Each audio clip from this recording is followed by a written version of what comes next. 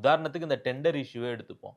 6 மணி நேரத்தில டெண்டர வந்து குளோஸ் பண்ணிட்டாங்க அப்படின்னு சொல்லிட்டு ஒரு இஷ்யூ ரைஸ் பண்றாங்க.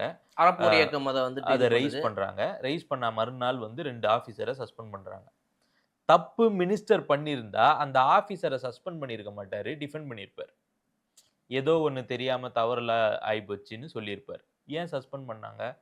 அப்ப நீங்க இந்த மினிஸ்டர்ஸோடைய கண் பார்வைக்கு படாம, வேற ஏதோ ஒரு லோக்கல் இன்ஃப்ளூயன்ஸ்க்கு ஈல்ட் ஆயி நீங்க அத செய்றீங்க. அந்த ஆபிசர்ஸ்.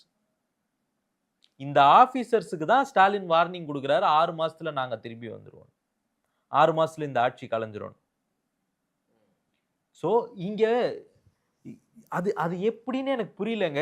நேத்து வரைக்கும் டிஎம்கே கவர்ன்மென்ட்க்கும், இதுக்கு முன்னாடி இருந்த ஊழல்வாதிகளுக்கும் ஃபேவர் பண்ணிட்டு இருந்த ஆபிசர்ஸ், நெட்டையோ, குட்டையோ நீங்க அத வச்சு தான் நடத்தி ஆவணும். புது கவர்ன்மென்ட் வந்த உடனே.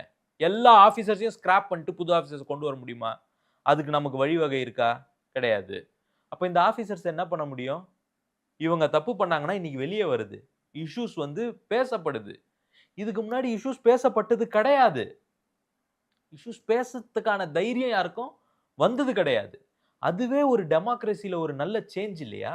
இல்லங்க ஒரு அமைச்சர்ன்னு ஒருத்தர் இருக்காரு அப்டின்னா, அவரு வந்து அந்த மாரிலாம் நடந்துக்க கூடாதுல்ல அவரு. அந்த இதெல்லாம் பண்ணக்கூடாதுல்ல? எனக்கு தெரிஞ்சு அந்த டெண்டர் வேல்யூ 5,00,000மோ, 6,00,000மோ. ம், அந்த 6 மணி நேரம் சொல்ற டெண்டர். ம்.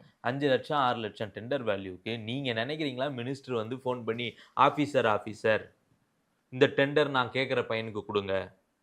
அதுக்காக ஆ ஆபிசரே கேட்டிருப்பாரு. இதே 5,00,000 விஷயம் இதுக்கு நீ ஒரு மினிஸ்டர் ஃபோன் பண்ணியான்னு கேட்பாரா? கேட்க மாட்டாரா?